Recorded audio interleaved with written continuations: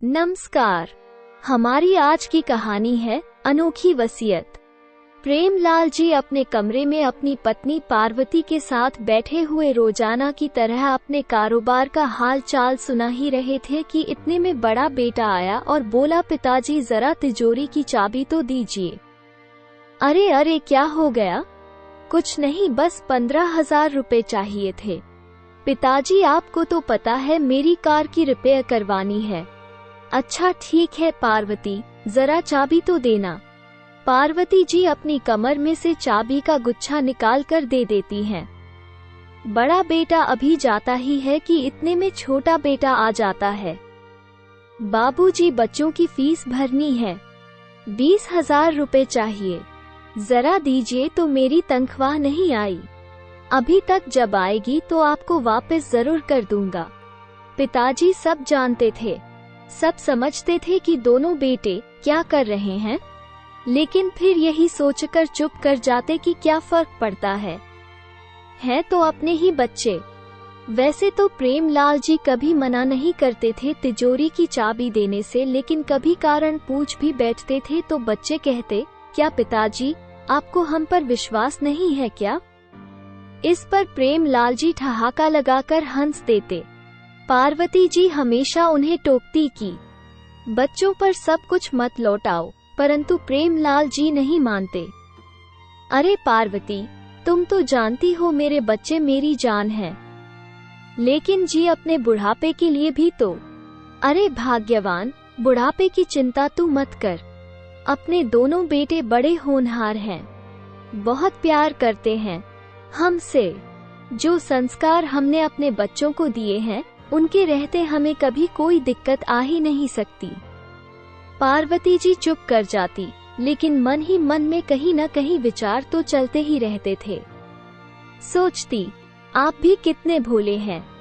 आज के जमाने में अपने लिए कुछ न कुछ अवश्य बचाकर रखना चाहिए। बेटे तो अपने हैं, लेकिन बहुएं वो तो पराए घर से आई हैं। और वैसे आपसे ज्यादा मैं अपनी बहुओं को अच्छे से जानती हूँ। ये सब विचार करते हुए पार्वती जी एकटक अपने पति को निहारे जा रही थी। इतने में प्रेमलाल जी ने चुटकी बजाते हुए उनके विचारशीलता के क्रम को भंग कर दिया। पार्वती जी अपने विचारों की दुनिया से बाहर आई। प्रेमलाल जी बोले, अरे भाग्यवान, कहाँ गुम हो गई? मेरी चाय का समय हो गया है, आज मिलेगी या खुद ही बना लूं? प्रेमलाल जी ने चुटकी लेते हुए कहा, अरे आप क्यों चाय बनाएंगे?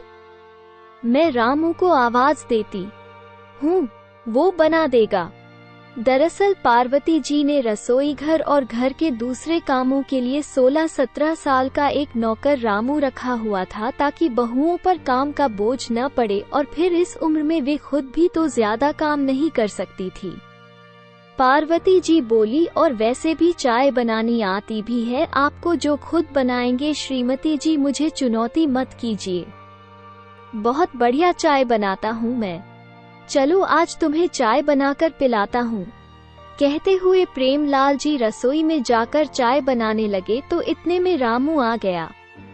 अरे बाबूजी, मैं किस लिए हूँ? मैं चाय बनाता हूँ। अरे नहीं, आज की चाय मैं बनाऊंगा और तुम्हें भी पिलाऊंगा। कहते हुए प्रेमलाल जी चूल्हा जलाने लगे, साथ में अपनी पत्नी के लिए गाना भी गाने लगे। बाहर दोनों बहुएं अपनी हंसी बहुत मुश्किल से रोककर खड़ी थी। शाम को पार्वती जी और प्रेमलाल जी रोज की तरह सैर सपाटा करने के लिए बाहर निकले। पार्वती जी अपने आप को बहुत भाग्यशाली महसूस कर रही थी कि उन्हें प्रेमलाल जी जैसा सुलझा हुआ इंसान मिला।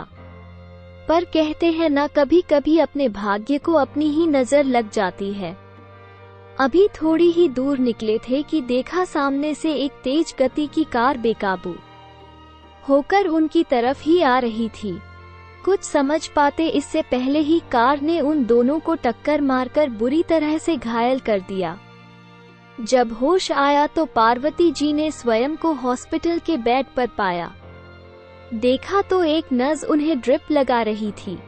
उन्होंने उठते ही प्रेमलाल जी के बारे में पूछा तो नर्स ने बताया कि प्रेमलाल जी आईसीयू में हैं।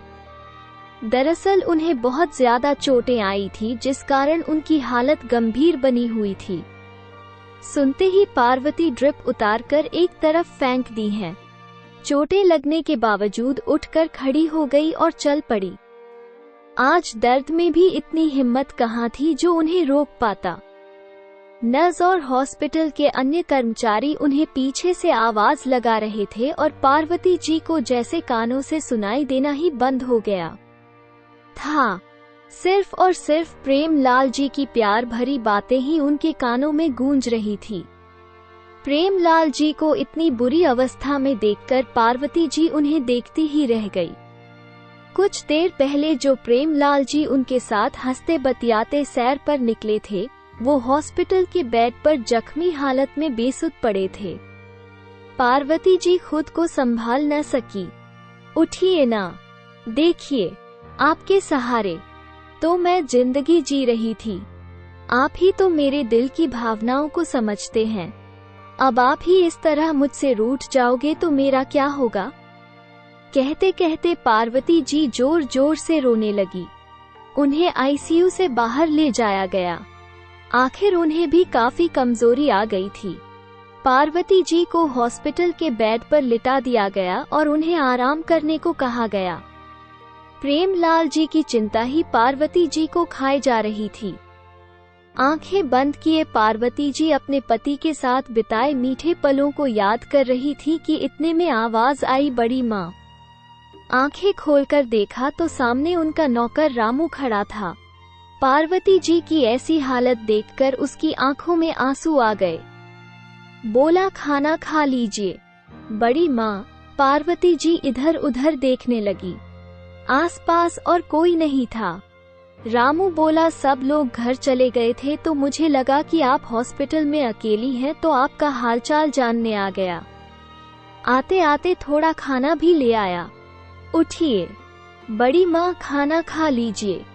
बाबूजी भी जल्दी ही ठीक हो जाएंगे, आप चिंता मत कीजिए। रामू का स्नेह देखकर पार्वती जी को कुछ हौसला हुआ। उन्हें लगा कि उनके साथ कोई तो खड़ा है इस दुख की घड़ी में। इतने में नज़ अंदर आई। बोली, पार्वती जी आपके पति को होश आ गया है। रामू उन्हें प्रेमलाल जी के पास ले गया। प्रेमलाल जी होश में तो थे परंतु अपने हाथ पैर नहीं हिला पा रहे थे। ये देखकर पार्वती जी दर्द और चिंता से भर गई, लेकिन अपने पति के सामने कमजोर नहीं पड़ना चाहती थी। इसलिए तुरंत अपनी पीड़ा अपनी आंखों में समेटकर प्रेमलाल जी की ओर देखकर मुस्कुराई और बोली, भगवान का शुक्र है आप ठीक हैं। अब हम जल्दी ही अपने घर चलेंगे। तबीयत थोड़ी संभलने के बाद उन दोनों को हॉस्पिटल से छुट्टी मिल गई। वे दोनों घर तो आ गए, लेकिन प्रेमलाल जी अब व्हीलचेयर पर आ चुके थे। वो चलने फिरने में असमर्थ थे। घर पर आने के बाद तो जैसे पार्वती जी और प्रेमलाल जी की जिंदगी ही पलट गई। जो लोग कभी घर के मुखिया हुआ करते थे, इस घर की रौनक हुआ करते थे, वे दोनों अब उपेक्षा की नजरों से देखे जाने लगे। बच्चों को ही अपने माता पिता बोझ लगने लगे। प्रेमलाल जी की दवा पानी सब पार्वती जी ही करती थी। एक दिन रामू किसी काम से बाजार गया था तो पार्वती जी ने अपनी छोटी बहू से कहा, बेटा अपने बाबूजी के लिए कम नमक मिर्च का थोड़ा सा दलिया बना दो। तो बहू ने टका सा जवाब दे दिया, मां जी हमें और भी बहुत सारे काम हैं और पिछले कुछ दिनों से जो घर की हालत चल रही थी, हम किटी पार्टी में भी नहीं जा पाए। आप ये काम खुद ही कर लीजिए तो अच्छा होगा। कहते हुए बहू तैयार होकर किटी पार्टी में चली गई। कभी पार्वती जी बेटों को दवा या फल लाने को कहती तो कोई न कोई बहाना बनाकर इनकार कर देते। बेटों का साथ देने बहुएं भी आ जाती। मां जी कितना भी खर्च कर लो, अब बाबूजी तो ठीक होने वाले नहीं हैं तो थोड़ा सोच समझकर बात किया करो खर्चे की। इन तीर भरी बातों से माँ का कलेजा छलनी हो जाता। मन ही मन वो भी जानती थी कि बेटों को ये सब सिखाने वाली बहुएं ही हैं। सोचने लगी कि यही बेटे छोटे छोटे खर्चों के लिए बाबूजी बाबूजी करते हुए आ जाते थे। अब बाबूजी लाचार हो गए हैं तो दूध में से मक्खी की तरह निकालकर फेंक दिए गए हैं। बेटे बहू की जली कटी सुनकर जब पार्वती जी कमरे में आई तो देखा प्रेमलाल जी की आंखें आंसुओं से भरी हुई थी। प्रेमलाल जी पार्वती जी को देखकर बोले, मैंने अपने दोनों बेटों को अपने दोनों हाथ समझा था, लेकिन मुसीबत में यही दोनों बेटों ने हमारी परवरिश को ही नकार दिया। लेकिन पार्वती तो, मेरी चिंता मत करो, मैं बिल्कुल ठीक हूँ। अरे तिजोरी की चाबी कहाँ गई? यहाँ तो रखी थी। इधर उधर देखते हुए पार्वती जी बोली। रामू जो पास में ही खड़ा सब बातें सुन रहा था, पार्वती जी से बोला, अरे सुबह ही तो छोटी भाभी और बड़ी भाभी कमरे में आई थी, क्या पता उन्होंने ली हो। ये सब सुनते ही पार्वती जी चौंक गई, लेकिन खुद को संभालते हुए बहुओं के पास पहुंची। बहू, वो तिजोरी की चाबी क्या तुम्हारे पास है? पार्वती जी थोड़ा सकुचाते हुए बोली। बहुएं तो जैसे तैयार ही खड़ी थीं, चिल्लाने को, मां जी, आप तो पैसा लौटाने में ऐसे लगी हुई हैं जैसे कि पैसे पेड़ पर उग रहे हों। अब तो आपके पति की कमाई भी नहीं रही, इसलिए पैसों को कैसे बचाना है ये हम अच्छी तरह जानते हैं। अब वो चाबी आपको नहीं मिलेगी। बहुओं का बेशर्मी भरा जवाब सुनकर पार्वती जी हैरानी से उन्हें देखती ही रह गई। अगले दिन जब पार्वती जी सोकर उठी तो देखा प्रेमलाल जी को थोड़ा सा बुखार था। जाकर बेटों से कहा, तुम्हारे बाबूजी को हॉस्पिटल लेकर जाना है, बुखार लग रहा है और रूटीन चेकअप भी करवाना है, तो गाड़ी ले चलो। इतने में छोटे बेटे का जवाब था, गाड़ी में पेट्रोल नहीं है। आपको तो पता है घर में पैसों की कितनी तंगी चल रही है, ऊपर से बाबूजी सब काम धंधा छोड़कर बैठ गए हैं। इतने में बड़ा बेटा भी आया और बोला, माँ आप समझती क्यों नहीं हैं? हम नौकरी पेशा लोग हैं, इतना समय नहीं होता हमारे पास कि ये फालतू के काम करते रहें। रामू को बोलकर ऑटो बुला लीजिए और चले जाइए। बाबूजी को लेकर पार्वती जी अपमान का घूंट पिए चुपचाप खड़ी थी। उन्होंने उस समय कुछ बोलना उचित नहीं समझा। इतने में रामू ने आवाज लगाई, आइए बड़ी माँ, मैं ऑटो बुलाकर ले आया हूँ। जाते हुए पार्वती जी ने रामू से कहा, पर बेटा मेरे पास तो पैसे भी नहीं बचे, दवा और फल लाने के लिए मैंने पैसे उठा लिए हैं, तनख्वाह में से कुछ बचे थे, पूरे हो जाएंगे। कहते हुए रामू बाबूजी की व्हील चेयर को सरकाते हुए ले गया। कहने को तो रामू नौकर था, लेकिन पार्वती जी और प्रेमलाल जी की सेवा उनके बच्चों से बढ़कर कर रहा था। ऑटो में पार्वती जी रामू से कहने लगी, मुसीबत में जब अपनों ने ही पल्ला झाड़ लिया तब तूने अपनों से भी ज्यादा ख्याल रखा है हमारा। तब रामू बोला, बड़ी माँ मेरे बचपन से ही माँ बाप नहीं थे, मेरी दादी ने ही पाल पोस कर मुझे बड़ा किया है, अब वो भी चल बसी। मुझे तो आप दोनों में ही माता पिता की परछाई नजर आती है। रामू की आंखें सजल हो उठी। हॉस्पिटल में डॉक्टर ने प्रेमलाल जी के लिए कुछ खास डाइट और एक्सरसाइज बताई। रामू ने सब अच्छे से समझ लिया। वापस घर आते हुए रास्ते में ऑटो रुकवाकर रामू दवाइयाँ, फल और जरूरी सामान ले आया। रामू ने उनके खाने पीने का खास ध्यान रखा। कुछ ही दिनों में बाबूजी भी ठीक होने लगे। जब तबीयत थोड़ी अच्छी हुई तो एक दिन बाबूजी ने दोनों बेटों को हॉल में बुलाया। क्या बाबूजी, आपको तो कोई काम धंधा है नहीं और आप सारा दिन हमें भी परेशान किए रखते हैं। दोनों बेटे चिल्लाते हुए अपने अपने कमरे से बाहर आए। सामने देखा तो चौंक गए। सामने सोफे पर माँ बाबूजी के साथ दो अनजान शख्स बैठे थे और प्रेमलाल जी के चेहरे पर गजब का आत्मविश्वास झलक रहा था। तुम लोगों को शायद नहीं पता, आज हमारी श्रीमती जी का जन्मदिन है, उसी अवसर पर यह सारा इंतजाम किया है आज हमने। कहते हुए प्रेमलाल जी ने पार्वती जी के साथ केक काटा। पार्वती जी को एक गिफ्ट पैक उठाकर देते हुए बोले, ये लीजिए श्रीमती जी, आपके लिए अपने पसंद की महंगे वाली सिल्क की साड़ी। लाया हूँ। दोनों बहुओं के मुंह खुले के खुले रह गए। क्या हुआ? हैरान हो गए कि इस लाचार निठले बूढ़े के पास इतने पैसे कहाँ से आ गए। चलो आज आप लोगों को भी सरप्राइज किए देता हूँ। प्रेमलाल जी ने अपने साथ खड़े दोनों व्यक्तियों का परिचय दिया। ये मेरे वकील दोस्त हैं दामोदर जी, जिन्हें मैंने वसीयत का बंटवारा करने के लिए बुलाया है। और ये हैं दीनदयाल जी, जिन्हें मैंने यह मकान 1,20,00,000 रुपए में बेच दिया है। इतना कहने की देर थी कि बेटों और बहुओं के सिर पर तो जैसे आसमान टूट पड़ा।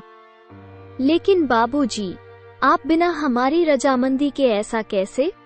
मेरी बात अभी खत्म नहीं हुई। प्रेमलाल जी आज बोलते ही जा रहे थे और किसी की हिम्मत नहीं थी आज उन्हें रोकने की। प्रेमलाल जी ने वकील साहब को वसीयत पढ़कर सुनाने को कहा। उसमें लिखा था, मैं अपनी दुकान से अपने बेटों और बहुओं को बेदखल करता हूँ। उस पर आज से रामू का हक होगा। वही अब मेरा कारोबार संभालेगा। इस मकान को बेचने से जो पैसा आएगा, उसका आधा हिस्सा मैं अपने पोते पोती के नाम पर जमा करवा दूंगा, जो कि उनके वयस्क होने के बाद उन्हें मिल जाएगा, और बाकी की आधी रकम में से एक छोटा सा मकान खरीद रहा हूँ, जिसमें मैं, मेरी पत्नी और रामू तीनों रहेंगे, और मेरे पोता पोती के लिए मेरे घर के दरवाजे हमेशा खुले रहेंगे।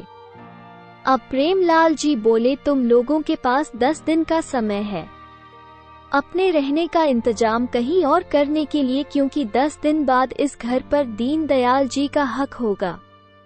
मैं अभी तक तो इसी भ्रम में था कि मेरे 2 बेटे हैं जो बहुत होनहार हैं, परंतु क्या सचमुच मेरे दोनों बेटे मेरे अपने हैं? यहाँ सब अपने अपने स्वार्थ में जी रहे हैं। मैं तो मिथ्या भ्रम में पड़कर खुश हो रहा था कि यहाँ सब मेरे अपने हैं। शुक्र है मालिक का जो हमें ऐसा दुख दिखाया जिसके कारण मुझे दुनिया की असलियत साफ साफ दिखाई देने लगी है। मुसीबत के समय में भी तुम्हें सिर्फ और सिर्फ पैसा ही दिखाई दे रहा था। अरे मैं तो कब से इस दुनिया से कूच कर गया होता। अपने लाचार, बेकार, अपाहिज शरीर के साथ कब तक जीता। ये सब मेरी पत्नी और रामू की ही सेवा का फल है जो आज मैं बिल्कुल तंदुरुस्त हूँ। असल में बेटे का फर्ज तो सिर्फ रामू ने ही निभाया है। पिताजी वह नौकर है और उसे नौकर की जगह पर ही रखिए। आपके बेटे हम हैं, बड़े बेटे ने कहा। बेटे की बात सुनकर प्रेमलाल जी बोले, बंधी हुई तनख्वाह के अलावा दिया ही क्या है इसे मैंने, लेकिन इसने तो जीवन दान दिया है मुझे। मेरी और मेरी पत्नी की बुढ़ापे की लाठी बना है ये। अब तो दोनों बेटे बहुएं माँ जी के चरणों में गिर पड़े और बोले, हमसे बहुत बड़ी गलती हो गई माँ जी, आप ही कुछ समझाइए बाबूजी को। हम लोग आपके ही तो बच्चे हैं और फिर रिश्तेदार क्या बोलेंगे ये भी तो जरा सोचिए। बहुओं को माँ जी से कुछ उम्मीद थी, लेकिन पार्वती जी उनकी उम्मीदों पर पानी फेरते हुए बोली, यह बात तब याद क्यों नहीं थी जब तुम लोगों के सामने लाचार होकर मैं तुम्हारे बाबूजी की जिंदगी की भीख मांग रही थी। और फिर रिश्तेदार जो कहेंगे सो कहेंगे, मुझे उनकी कोई चिंता नहीं है। तुम अपना सामान बांधने की तैयारी करो। माँ पिताजी की हिम्मत देखकर आज दोनों बेटे और बहू भौचक्के हो गए। शायद उन्हें अपने कानों पर यकीन नहीं हुआ। वो लोग बहुत गिड़गिड़ाए, लेकिन अंत में वही हुआ जो वसीयत में प्रेमलाल जी ने लिखा था।